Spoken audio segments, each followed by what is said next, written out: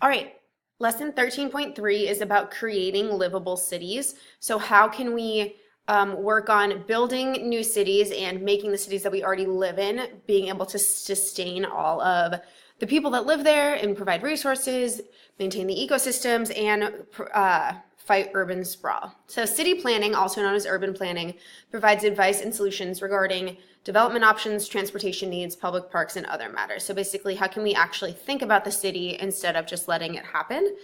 So they say that Washington, D.C. is the earliest U.S. example of city planning. So way back when this architect, Pierre Charles L'Enfant, started planning out a diagonal avenues across a grid of streets because he had to plan for these giant monuments they started to build. So that was one of the first examples of actually thinking about where things are going to be. Now it's customary across all cities. The city was built according to his plan, and a 1901 commission added efforts to beautify the city and restrict the height of buildings. So you can see that they actually followed his plan. This is his original 1791 drawing, and today there's lots of green space and the monuments are spread out. So regional planners do similar work, but they would think in larger scale instead of just cities. They would think across larger geographic areas that may cover more than one municipality. Municipality meaning like one governing body, one city. That way they can plan out where things that the cities would share would be. So if they share green spaces, if they share freeways, that sort of thing, how they would be planned out.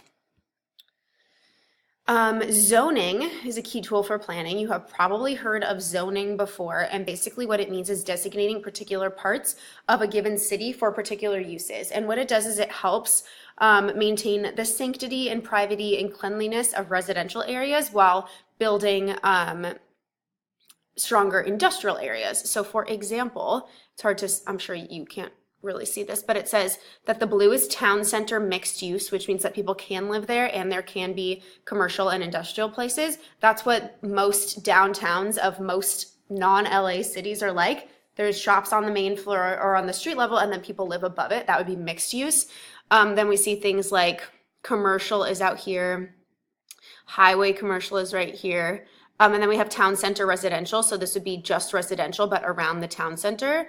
And then the dark green is residential high density. We have large industrial areas. So by splitting them up, people don't have to live right next to factories. They can live next to other homes. So it can be more of a neighborhood, while it's successful to have many industries next to each other because then people can commute there and they may work together. So we're building different regions in within a city in zoning. So there's this thing called urban growth boundaries, which was started in Oregon. And so basically they drew lines on a map to designate high density urban areas from low density rural ones. So where there was allowed to be more of a city feel separated from where it was more of a rural region. And they did this to put limits on sprawl. So they didn't want the suburbs to keep pushing out further and further into the rural regions. And this UGBs help to revitalize downtowns because now people are putting more into building up and fixing and making the downtown what they want rather than spreading out and building new stuff. It protects farms because now neighborhoods aren't being pushed into farms, as well as orchards and forests, and it saves money by restricting the money that is spent on sprawl. And it's worked a lot in Portland. It has lowered prices outside the boundaries where there's farmland and raised prices inside. The neighborhoods are thriving and downtown employment has grown, so it has worked in Oregon. So you can see, this is a map of the Pacific Northwest. There's Portland, and there's downtown Portland. The lighter regions are the inside the urban growth boundary, so they will look more like this. Looks like a city, whereas outside it looks more rural. There's farms and orchards and forests.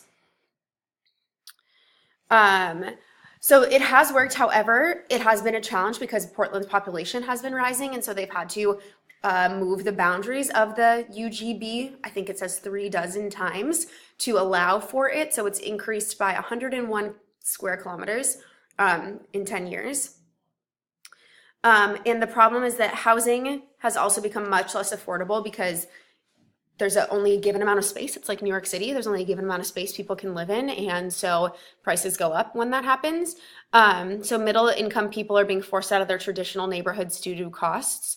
And this transformation of a neighborhood to wealthier people is called gentrification. It's basically when an older, more rundown, maybe poor neighborhood starts to be fixed up. New shops and businesses go in.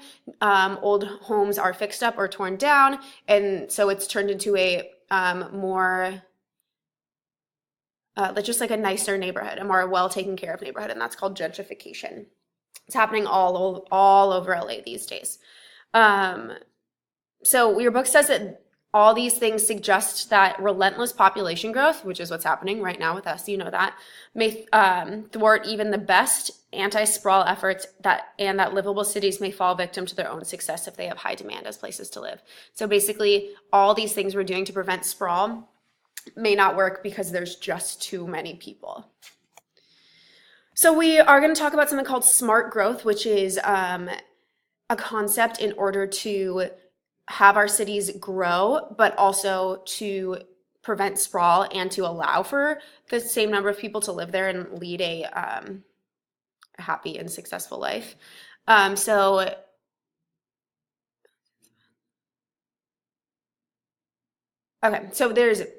your book says that the proponents of smart growth aim to rejuvenate the older existing communities that are so often drained and impoverished by sprawl or taken over by gentrification. And one of the big ideas is building up, not out. So rather than just continuing to take up more space, build our buildings upward. That way we're not taking up more space. And we want to focus our development and economic resources and by investing in existing urban centers and favoring multi-story shop houses and high-rises. So your book gives 10 principles of smart growth. One is mixed land uses. So this is using the land for more than just residential or industrial. So allowing for both, for multi-use. Take advantage of compact building design. So build buildings that are smaller, but will have the same function.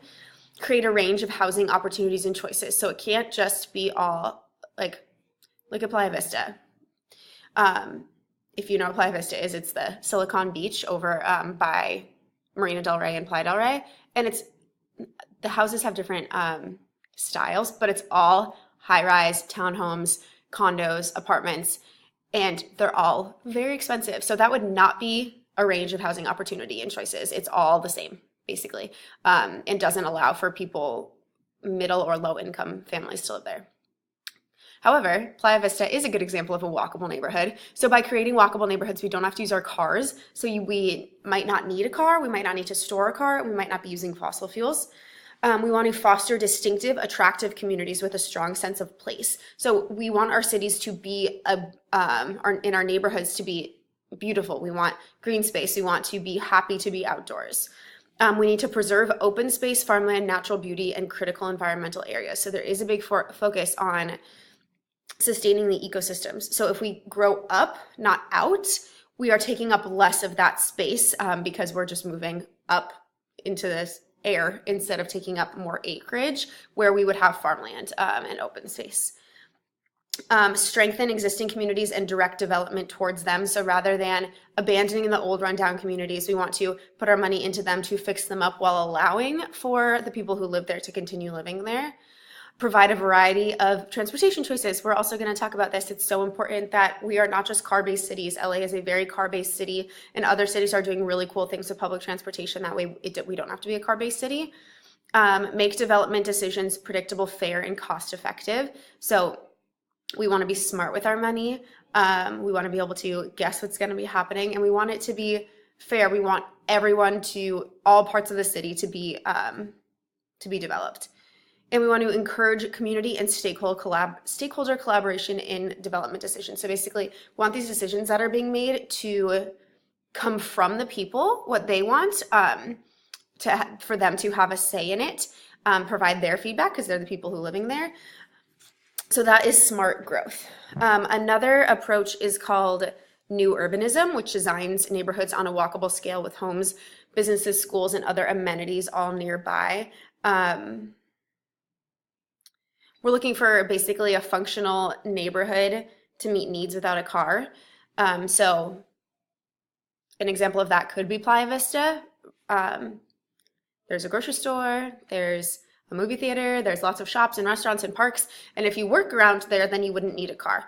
The trouble with that is that we don't have public transit, which is the next one, which is many people are building what's called transit-oriented development, which are new urbanist neighborhoods that are arranged around stops on a rail line, enabling people to travel most places either by foot or rail. We don't have that here, but basically anywhere there's a stop on a metro line, that's where we would build one of these new urbanist homes, because you don't need a car to get around your neighborhood, and you have the transportation to leave the neighborhood. So this has happened a lot in Washington, D.C. But transit options will definitely help cities. Your book starts off this section by saying, traffic jams on roadways cause air pollution, stress, and countless hours of lost personal time. Sounds like someone from LA wrote that. So a key component to improving urban life is to give residents alternative transportation options, such as bicycling. So this includes building special bike lanes and paths. That way it's safe to ride your bike around a city, public bike racks so you have some place to put it, and special cyclist markings at intersections. Portland did this. Now 6% of their commuters bike to work, as opposed to only 0.5% in the rest of the country. And they did all these things. They created 400 miles of special bike lanes and paths and 5,000 public bike racks and these special markings. And your book says that it only cost them the same as it would have to build 1 mile of urban freeway. And they were able to do all these things to promote cycling in their city. Other transportation options include mass transit systems, public buses, trains, subways, or light rail that can move large numbers of passengers while occupying less space than road networks. You know this, mass transit is cheaper and less polluting than vehicle transit by far. If you look on the freeway, in the commute, most people have 1 or 2 people in their car. And so with they're taking up more space, and the fossil fuels, greenhouse gas emissions are much higher per person. So you can look, these options are much better. Bus, commuter rail, and light rail are much better. They save space and they are saving the planet. Not only does Los Angeles lag behind in this, but the US actually does lag behind most other countries. If you ever go to any other country, most of them have really great public transportation systems in the city, as well as really great intercity public transportation systems, such as bullet trains, where you can get around from one city to another quickly. The US only has one high-speed line, and it goes from New York to Washington, D.C., and it's not as fast as the bullet options in other nations. The reason that we don't have as great of public transportation is because initially, when we were first growing as a country and growing with transportation, we chose to invest in roadway systems because we had low population density, so we had the space for roads, and fuel was inexpensive. However, energy costs and population rise, so mass transit has become a much greater priority. But building new transit systems in already existing neighborhoods is really tough because there's homes and roads there. But Portland, they did it, and they have shown this is their light rail, and so they've shown that the people will use it if it's there. Then we're going to talk about how urban residents need parklands. City dwellers often desire an escape from the noise and stress of urban life, so any major city will have hopefully beautiful parklands for people to go to be outside. Natural lands, public parks, and open spaces provide this opportunity. Most people who live in cities don't have yards, so they don't have a place to go outside, so they need it. And the parklands don't always have to look like a city park. So small spaces such as playgrounds and community gardens can also impact the urban quality of life. Greenways are strips of land that connect parks or neighborhoods, often along rivers, streams, canals, or walking trails. And they can also protect water quality, boost property value, and serve as corridors for the movement of wildlife. So that's good too. We're preserving those natural ecosystems. A good example your book gives is of the High Line in New York City. It's in Manhattan. And so this is it right here. It used to be an elevated train line that stopped running, and they were going to tear it down because it was just an empty train track. In New York City, a lot of the train tracks are elevated, and in a lot of other cities. And basically they turned it into this walking path that's covered on both sides by like beautiful gardens, and it's people commute there, walk there. It's a space to be outside rather than on the street in New York City.